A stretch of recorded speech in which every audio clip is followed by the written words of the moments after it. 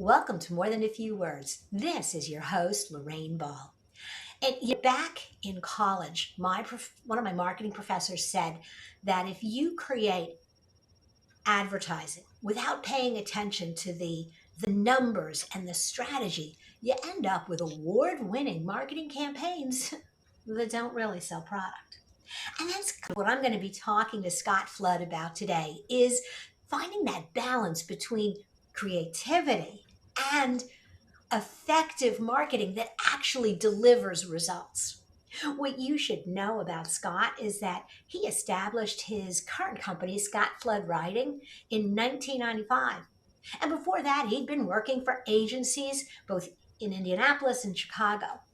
And he is an exceptional writer. He's also a lot of fun in person. And so I am really excited to have him back on the show. Hey, Scott, welcome to More Than a Few Words. Well, thanks for having me back, Lorraine. Always enjoy talking, whether it's over a cup of coffee or in a setting like this.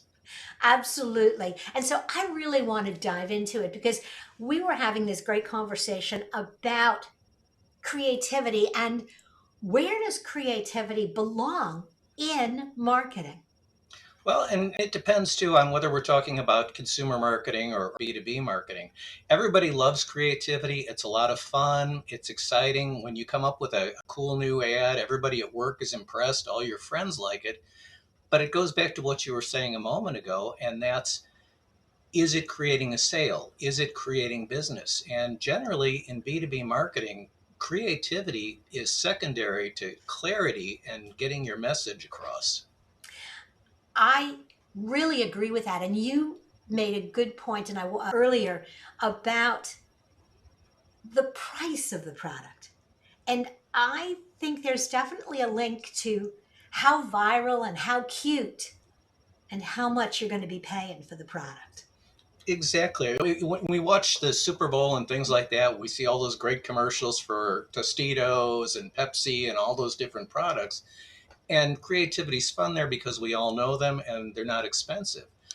But if you're asking someone to buy a piece of equipment that costs $250,000, it's a completely different thing. You've got to give them the information they need, not only to make their own decision and to convince them, but nearly always with big purchases, there are more people involved than just one.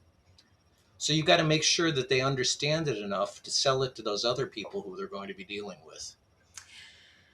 The the really understanding that buying chain and the fact that this is a long-term decision makes a huge difference.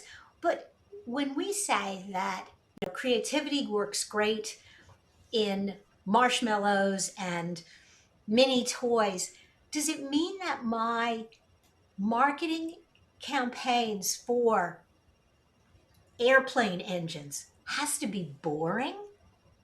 Not in the least. Not in the least. You can make it fun.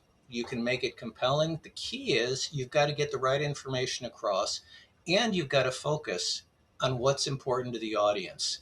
Coming up through the advertising agency business and coming up on the creative side of the business, creatives love to impress each other. They love to do stuff that they think is cool, but they forget that they're not the target audience. And if your target audience is veteran engineers at a aerospace company, for example, they don't want to look at something and giggle. They want to look at it and say, "Oh, you're solving a problem that we're facing," or "I can trust you as a vendor more than someone else."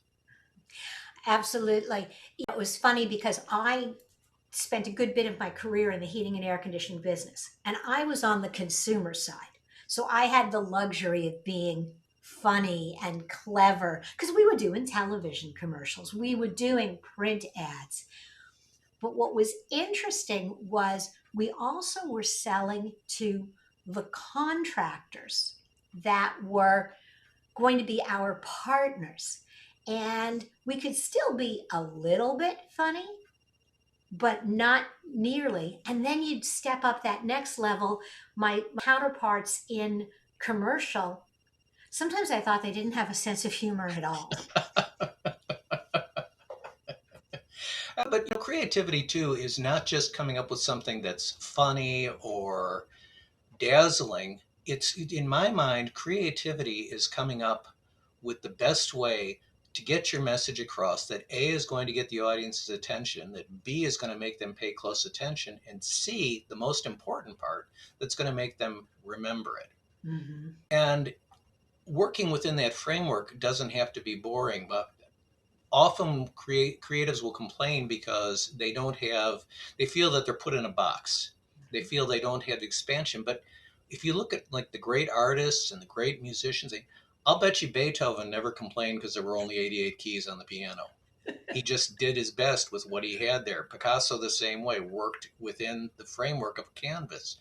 And advertising and marketing is the same thing. If you're Whether you're doing a TV commercial, whether you're doing a print ad, any of those things, you've got to make the best use of what you've got to work with. Mm-hmm. I spent a few years managing a brand, and I had a number of different designers that worked for me. We had very strict brand standards. And what always struck me was the more experienced, the more seasoned the designer, the more comfortable they were being creative within the boundaries of that brand. And it was the less experienced designers that always wanted to add another color or push the envelope. And you're like, no. In a way, the constraints free you because there are some decisions that you no longer have to make. And then you can stay creative within that world.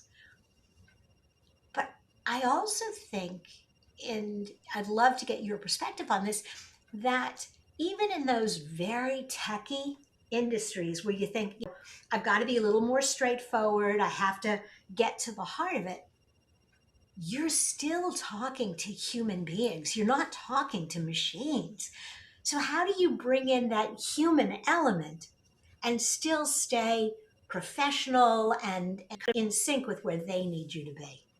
I'm glad you mentioned that because that is so important. So often, I over the years I've heard clients say, "Well, our audience is attorneys or our audience is specifying engineers," and they lump them into that image that we all have of people in those positions. Actuaries, not particularly exciting or fun people in most people's eyes, but they forget that you are dealing with a human being, and humans respond emotionally. Mhm. So you've got to make that emotional connection. And the only way that you can make that emotional connection is if you take the time and do the research to understand the human who's going to be at the other side of your effort. You've got to understand, you mentioned HVAC contractors, for example. You've got to understand what they're dealing with, what they're trying to accomplish. They've got a reputation they're trying to protect. They've got customers who don't want to spend money. At the same time, they want to make sure the customers get the greatest comfort possible. You have to take the time to do that homework and really develop an understanding. I think that is so true. And I think it's important to spend time, real time with the human beings. And that's one of the things I object to right now is everything is so impersonal and you have an avatar for your customer that's generated by ChatGPT that's never actually had a human interaction. And I think to be really creative, you have to get back down to the roots. You do. A great example of that. I worked for many years on companies that sold tow trucks and in the towing industry, which, again, not particularly exciting. But I learned the most by going to a towing show where all these tow truck operators were there and watching and listening to what they were saying. They weren't looking at a truck and saying, "Oh, that's a pretty truck." They were looking at the practical aspects. How will that fit into our operations? How does this fill a gap? And talking to them one on one, you realize that most of your customers, most of your business owners are really savvy people, Mhm. and they're able to understand the importance part. They're not giving in to the gloss and the glimmer. They're giving in to the facts. Absolutely. But you also get back to what you said earlier about the emotion, because you can see in real time as you're talking to people what lights them up.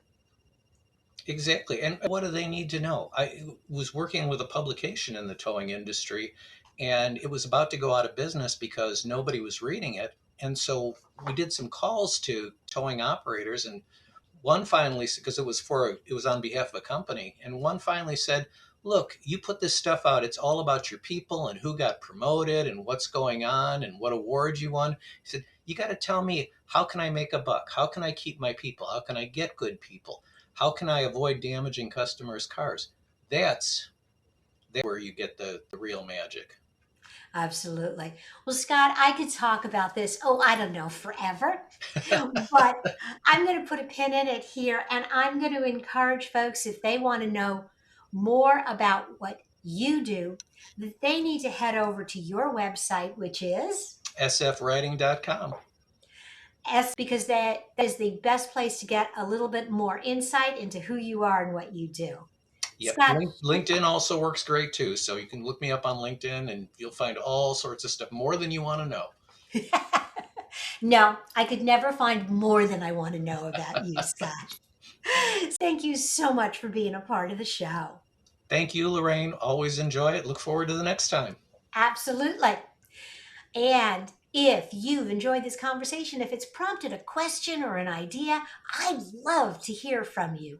Hop over to morethanafewwords.com/contact. Drop me a note or better yet, record a quick 1-minute message on what you're thinking or what you want to know. This has been another episode of More Than a Few Words. Thanks for listening.